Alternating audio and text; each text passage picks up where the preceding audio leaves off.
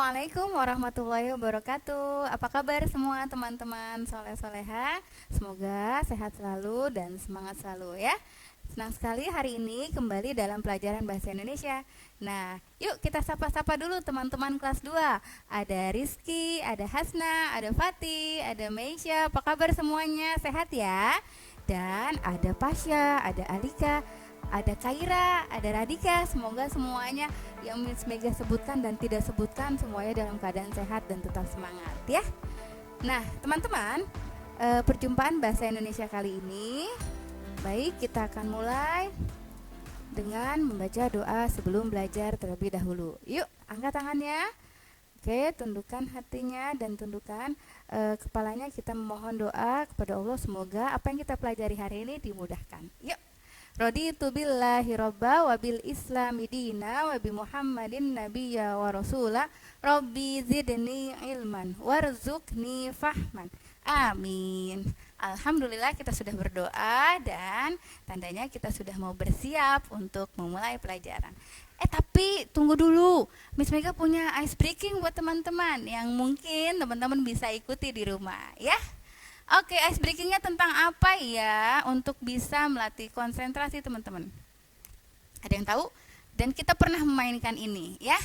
Oke, ice breaking kita adalah ini namanya permainan spidol terbang. Jadi saat spidol ini ada di udara, teman-teman boleh bantu tepuk tangan di rumah ya. Tapi kalau spidolnya sudah di tangan Miss Mega kembali, tepuk tangannya berhenti. Oke? Ya, fokusnya ke spidol ini. Bisa dimulai. Oke, dibantu tepuk tangan ya semuanya ya. Yuk, konsentrasi. Oke, mulai. 1, 2, 3. Up. Oke, bisa. Oke, lagi ya. 1, 2, 3. Up. Oke, sekali lagi. Up. Oke, sudah ya. Mudah-mudahan dengan kita bergerak dengan tepuk tangan, berarti tandanya kita sudah memulai semangat kembali ya. Dengan bergerak kita akan menjadi lebih semangat. Oke? Nah, spidolnya Miss Mega masukin lagi. Kita mau memulai kembali materi untuk hari ini. Teman-teman, untuk hari ini materinya tentang apa? Ada yang tahu? Coba kita review kembali. Pertemuan kemarin kita belajar tentang dongeng, semua tentang dongeng, mulai dari tokoh, sifat, watak, karakter ya, dan pesan yang terkandung dalam dongeng. Kalau untuk sekarang materinya apa? Ada yang tahu? Ini nggak kalah seru dengan materi yang kemarin ya, yaitu sekarang kita mengenal dan membaca dena sederhana ya. Seperti apa itu dena dan apa macam-macam dena, manfaatnya apa, kita akan belajar di sini ya. Ini adalah materi baru tentang mengenal dan membaca dena lokasi sederhana. Oke. Nah, teman-teman, di pembahasan dena ini tujuan pembelajarannya adalah setelah kita mempelajari tentang dena, siswa dapat mengetahui manfaat dena dengan benar. Lalu siswa dapat menjelaskan manfaat denah lokasi dengan tepat dan benar. Dan setelah kita belajar tentang denah, kita dapat menjelaskan letak denah lokasi sederhana dengan benar dan tepat. Itu manfaat kita belajar denah yang sekarang hari ini kita bahas ya. Oke, selanjutnya. Nah, teman-teman, untuk tadi adalah tujuan pembelajaran tentang denah, pasti ada manfaatnya. Nah, untuk ini manfaat belajar bahasa Indonesia. Nah, sebelum-sebelumnya teman-teman kan belum mendengar apa sih manfaat dari kita belajar bahasa Indonesia. Di sini Miss Mega mengulas ya tentang manfaat belajar bahasa Indonesia. Untuk apa sih bahasa Indonesia kita pelajari? Nah, pasti ada manfaatnya, dan ketika kita sudah tahu manfaatnya, maka kita akan semakin semangat untuk belajar ya. Apa saja? 1. Belajar bahasa Indonesia dapat menumbuhkan rasa cinta kita terhadap tanah air ya. Karena dengan mempelajari bahasa Indonesia, kita mempelajari bahasa pemersatu ya.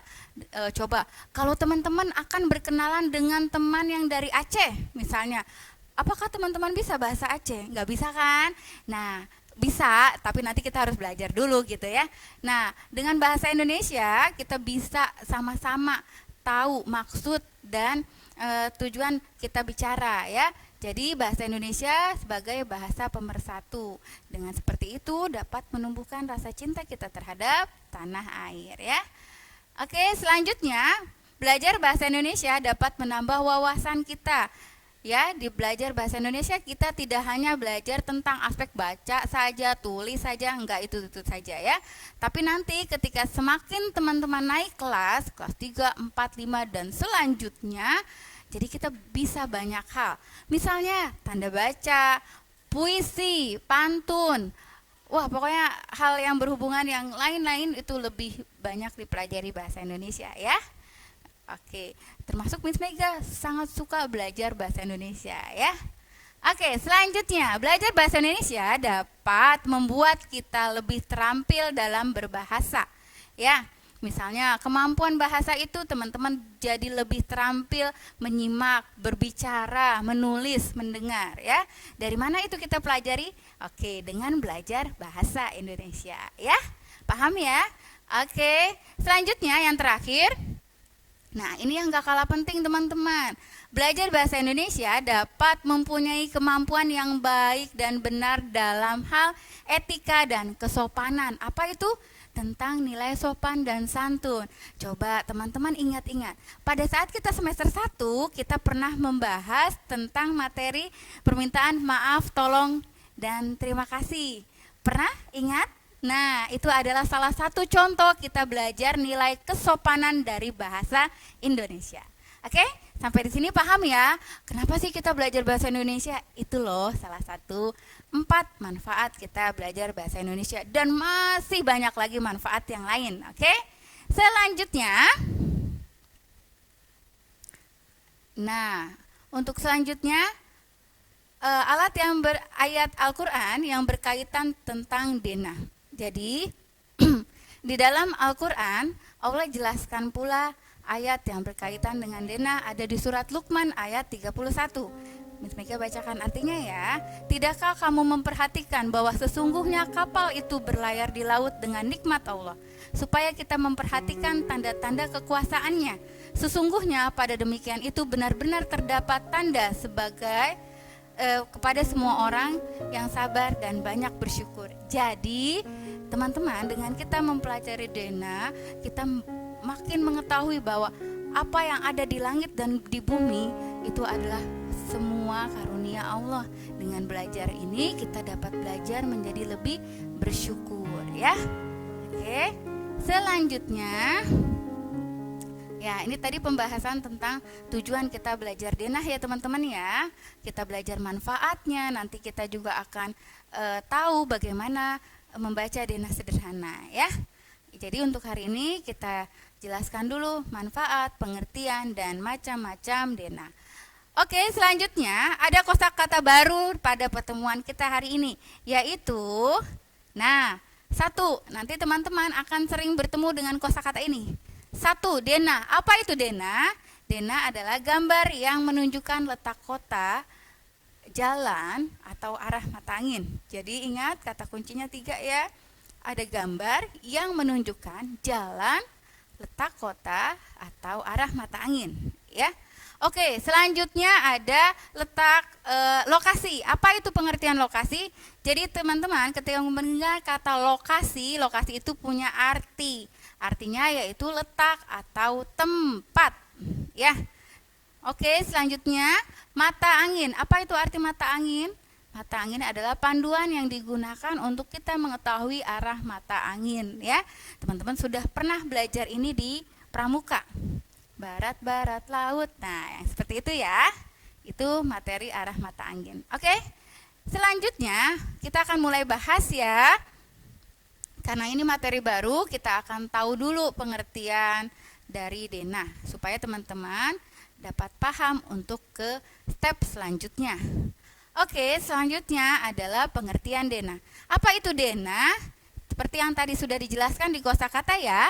Denah adalah suatu gambaran yang menunjukkan letak kota, bisa jalan atau arah mata angin.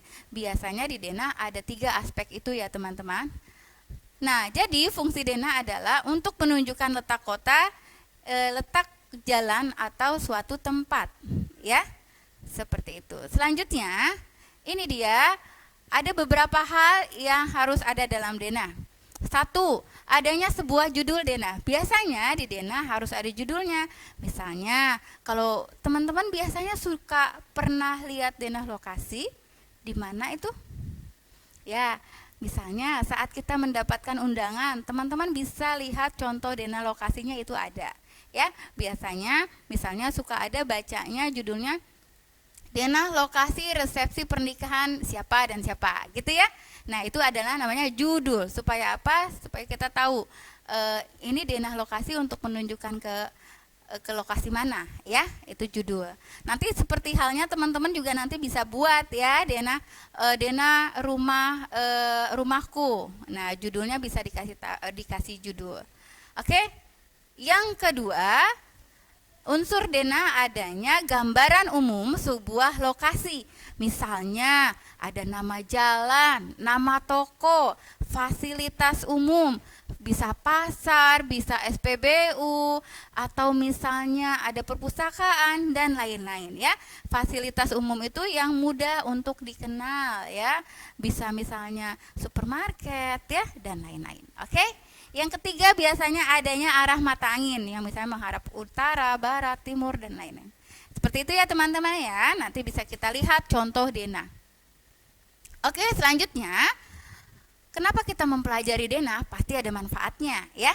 Salah satunya yaitu mudah mencari lokasi. Dengan denah memudahkan kita untuk memahami lokasi yang akan kita tuju ya. Sehingga kita nggak kesasar teman-teman karena kita sudah punya panduan ya.